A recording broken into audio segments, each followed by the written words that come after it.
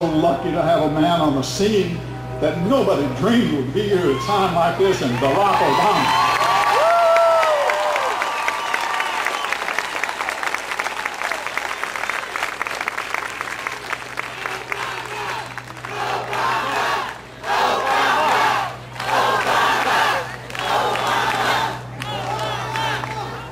You know, it's not appropriate really to read at a rally like this, but I couldn't find anything quite eloquent enough to suit the situation. So I'm going to read you a paragraph from an endorsement of Barack Obama of the Washington Post. You listen carefully.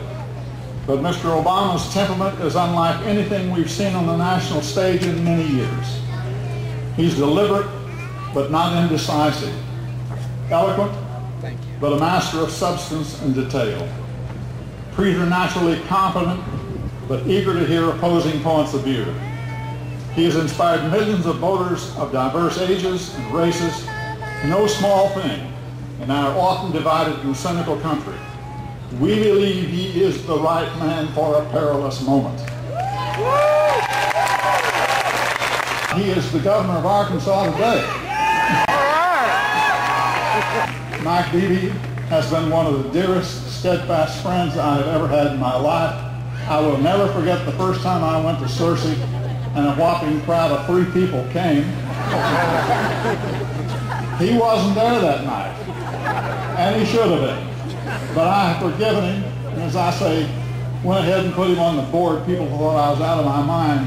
He has acquitted himself as few people do, in politics or out.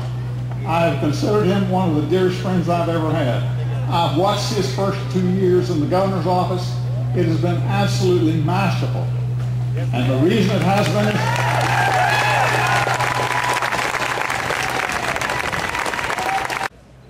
is between 2 guys, the other one's William Jefferson Clinton, incidentally. He stuck me between 2 guys who like themselves more than I like me.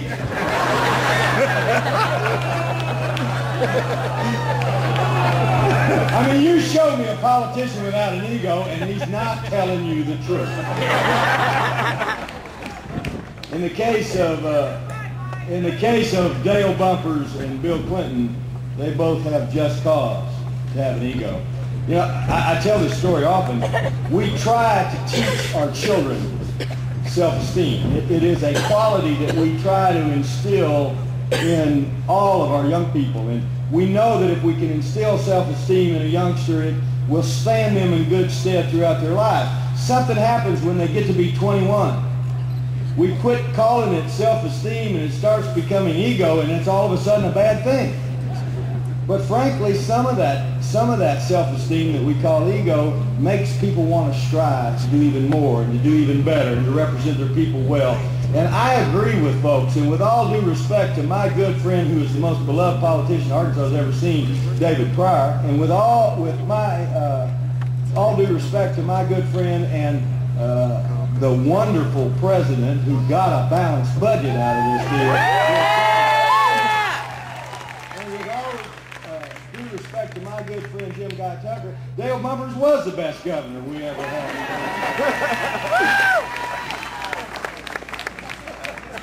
You know, we had a rally a couple of weeks ago, I guess, on the steps of the Capitol, and when Hillary was here, and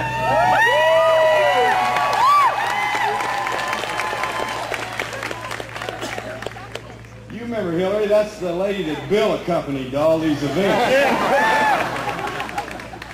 But we had a rally there, and I opined and remembered that it was just 2 years ago that on the steps of that Capitol, a young senator from Illinois who had only just started to make his mark nationally appeared on my behalf.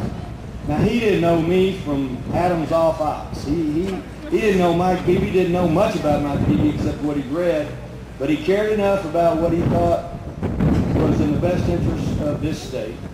And somebody had convinced him that he ought to come to Arkansas, and he ought to make a speech for me, and he ought to help gather a crowd for me just days before the 2006 gubernatorial election. And Barack Obama did that. He came to Little Rock. he came to Arkansas, and he spoke up for me. And I'm happy to be here in Little Rock, North Little Rock, right? Yeah! On the north side. Yeah! And return the favor and speak up for Barack Obama.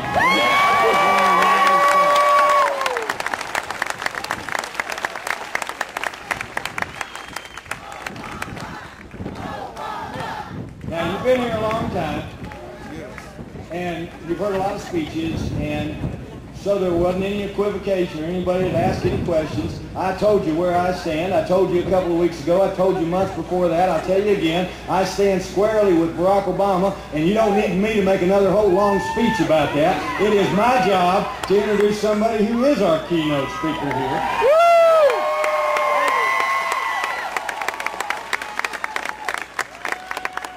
It's my job to introduce somebody who took the opportunity that the people of America gave him. Somebody who was given a chance to unite a country that was divided. Somebody who had the skills necessary to be able to take good advice and then, as Senator Bumpers mentioned, synthesize all that and make tough decisions. Somebody who had the courage to tell the people the truth and not necessarily what they wanted to hear about what was necessary to balance the budget. Somebody who recognized that it was our children and our grandchildren that we needed to be worried about, and that we were indeed mortgaging our children and grandchildren's future by previous policies that ran a deficit up to the point that we were inhibited on what we were able to do for our people. Somebody who bit the bullet in that regard and said we've got to start instituting policies that cut that deficit and ultimately restore fiscal responsibility to us as a people.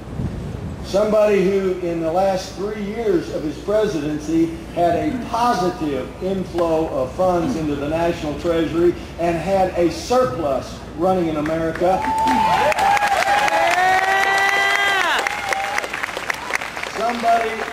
Somebody, if his policies had been continued, would have within 2 or 3 years erased the national debt and put us on the road to prosperity.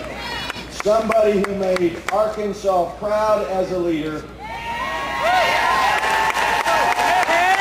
Somebody we are so happy to have back home, the 42nd President of the United States and the 42nd Governor of Arkansas. He's real partial to the number 42, if you ask me. President William Jefferson Clinton.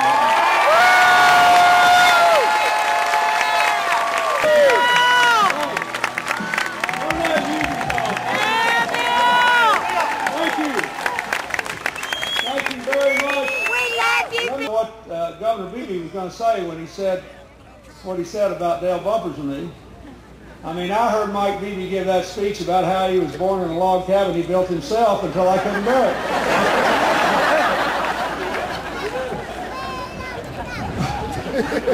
We've been doing this a long time, folks, and we'll be here tomorrow morning if we all give each other an all.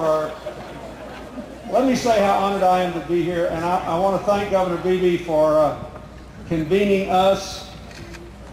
And I want to thank David Pryor for agreeing for so many things. He's always being pressed into service. I pressed him into being the first head of the Clinton School of Public Service and coming back to my library. Then he got pressed in to being the chairman of the Democratic Party one more time for this presidential campaign after the loss of our dear friend Bill Gwatney. And I want to tell you, as far as I'm concerned, making sure David Pryor's last campaign as the leader of the Democratic Party is victorious is reason enough to vote for Barack Obama.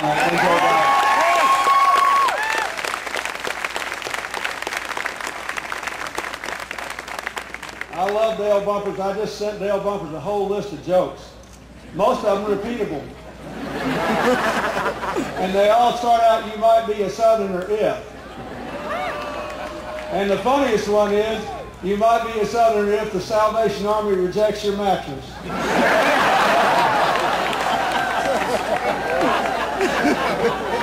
Anyway.